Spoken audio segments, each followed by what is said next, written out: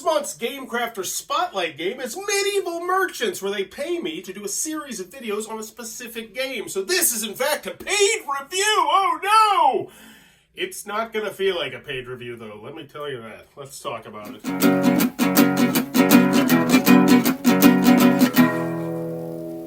What does that even mean, Bowers Game Club? Ahoy there, YouTube! I'm back again today for another game review, and today I'm very excited to check out Medieval Merchants. This is for 2 to 4 players, take you 45 to 60 minutes to play, and it's for ages 13 plus. And in Medieval Merchants, you're going to be, you guessed it, Medieval Merchants, and you're going to be trying to get up to 20 coins on this little player aid card, and up to 10 happiness. You got these nice little cubes to keep track of that. If you want to see a full gameplay, by the way, it's up in one of these corners right here. So, basic flow of the game really quite is simple. You're going to use this player reference card, which I'll be mentioning more in the pros and cons.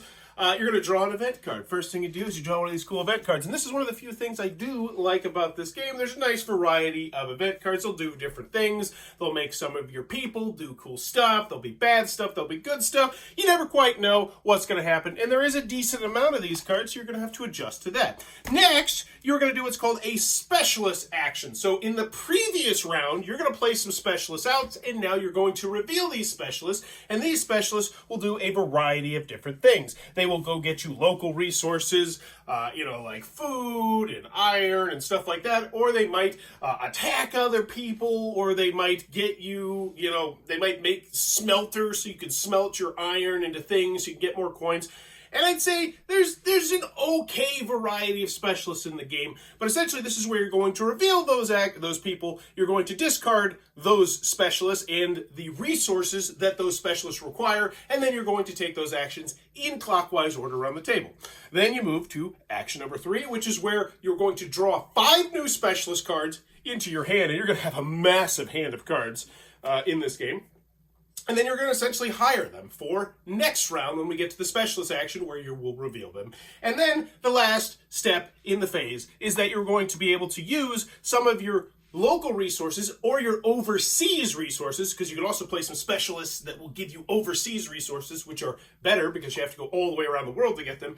And they'll say like, oh, you can do this with this, so you could use the food to feed the beggar, which will then next turn get you something, or you could just use, turning 5 food to get 1 happiness, which once again will move you one step closer to the end game condition of trying to get 20 coins and 10 happiness. And that's the basic gist of the game. You're going to be doing that core gameplay loop over and over and over again, and it's all done with cards. You just get cards, and more cards in this game.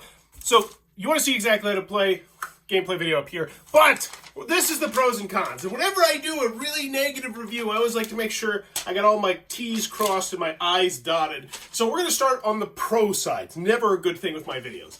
So on the pro side, the events are fun, they're varied, they're interesting, they do cause you to have to adjust to the game, and I think the events are probably my favorite aspect of the game, even though sometimes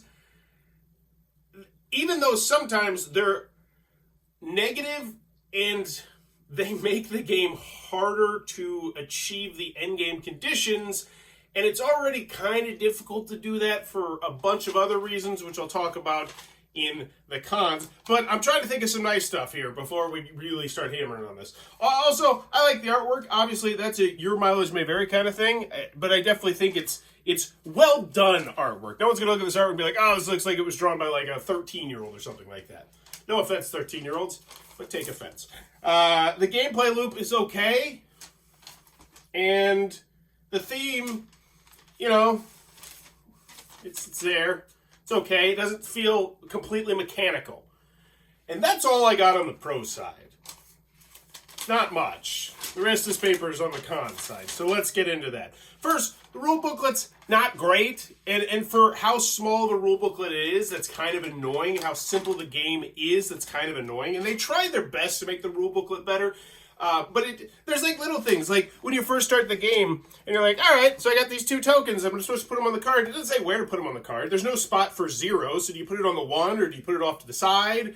And it's like, I don't know. You just kind of have to house rule. So immediately, from the setup, you're immediately house ruling. And that's just, that's inexcusable. That's the kind of thing where it's like, did you play test this with people?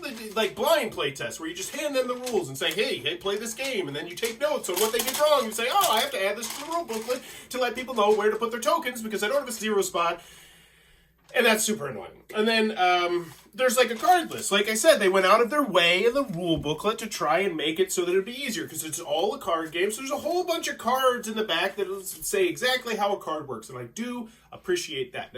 However, it doesn't have all the cards, which is kind of annoying, especially when I went back there twice and the 3 times I played the game to look for what a card did. And both times it wasn't back there. Maybe, or actually, I don't think that was that. I think we ended up figuring out that it's just because they didn't put it in alphabetical order. That was it.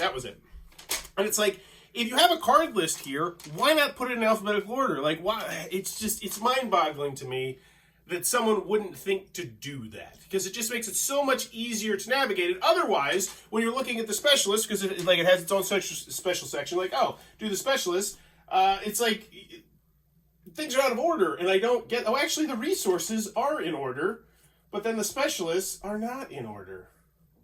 Yeah, that's weird. It's just the specialists that aren't in order, in alphabetical order, but they're kind of in alphabetical order.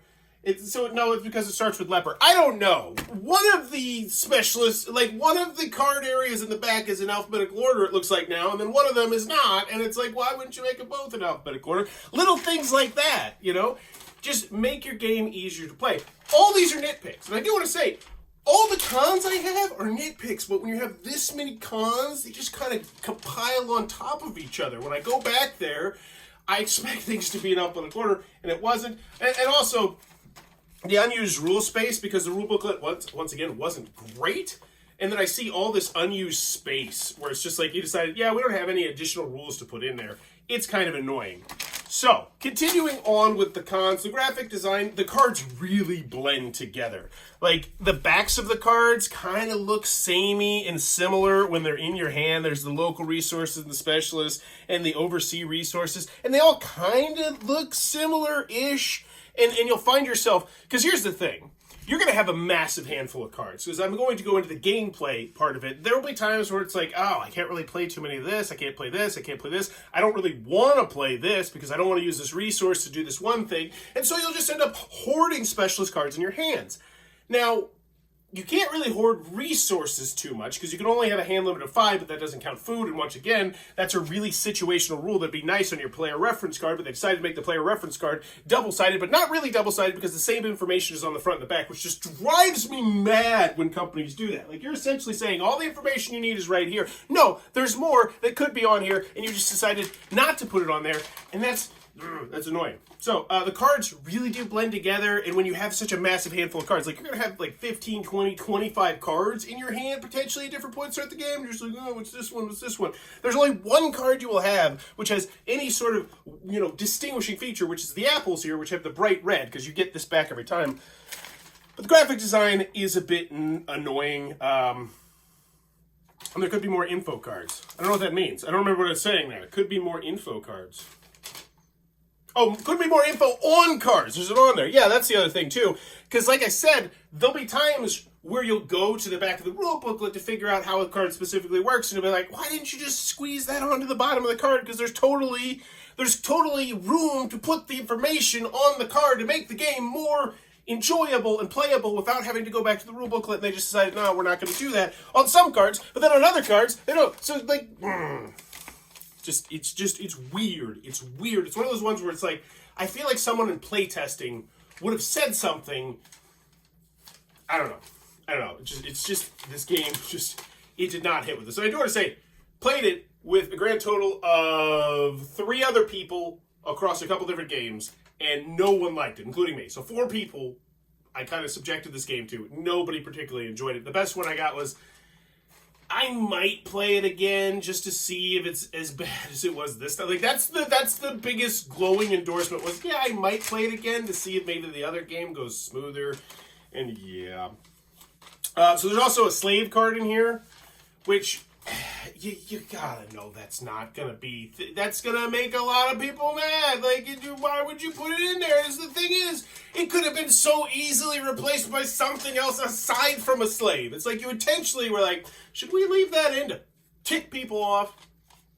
Yeah, we should. And I know they're gonna scream and like, it's thematic, it's the theme of the game, it's the medieval times, deal with it. It's like, but you didn't have to put it in there. You could have turned the slave card into something else, because it's a very powerful card. Let me tell you, it's an incredibly powerful card. And it's just, you could have just not had it in there and just had it be something else that would have also worked thematically, and instead they put it in there, and yeah, you know that. Like, you gotta know that in the 21st century, if you put a slave card into your game, and if it's like, oh man, I really hope like, do you want to be like, man, I hope I get that slave card. If I get both slave cards, I'm gonna cry. You just don't want to say it out loud. Like, I'm probably, this video's probably demonetized for me saying that, and some AI bot is like, whoa, what the hell are you talking about? And it's just, like I said, all little nitpicks, but they're all chinks in the armor to the point that the armor just eventually breaks. The gameplay is a really slow grind, and this comes in, like I said, when it comes to the specialists, you're going to have a massive handful of specialists. And part of the reason why you're going to have a massive handful of specialists is because you do not discard any of the specialists. And that's one thing, I swear, all the other people I played this with were like, are you sure we're doing this right? And they went through the rulebook and were like, can we hold on to specialists? And yeah, you just hold on to specialists. Because, as I mentioned, some of the special abilities are like, I don't think I'm going to play that because it doesn't seem great. And then sometimes it's like, I need specific things. And you have to get those specific things from the local resources, from the overseas resources, which just means it's a completely random card draw. And I also think there's a way you could potentially break this game, especially if you get a slave early on, or 2 slaves, where you could just hoard all the specialist cards, because every single turn you're drawing 5 cards, 5 cards, 5 cards, 5 cards, and if you're not playing any of your specialist cards, but then you still have your slaves, which are going to give you the local resources. What I'm saying here is, if you get a slave card early on, you could potentially break this game and screech it to a grinding halt, and I think win. I think it would depend on if someone else had a slave. It doesn't feel like this game was cooked long enough. I feel like they were like, it's like when you eat, like when you get something out of the microwave and you're like, it's still kind of cold on the inside, but it's hot on the outside. You're like, I'll just mix it together and it'll be good. And it's not perfectly cooked. That's what this one feels like. It definitely feels like it could have used a little bit more time in the oven. Because at the end of the day, the biggest complaint I have with this game is I just didn't have fun with it. There was no fun that I had at any point with anything. Like, I figured it out. We figured out the game. We played through the game. I was like, it's a game. It's here. It works. It's mechanically sound. It's just nothing. Like, when I went to the pros, once again on the pros, I didn't feel like there was anything where like, this is why I can't wait to get back into this. I saw pretty much all the specialist cards. I saw pretty much the majority of the research. Like, the only thing that would make me want to come back potentially is to see the different event cards and see how they work. But other than that, just a nothing burger.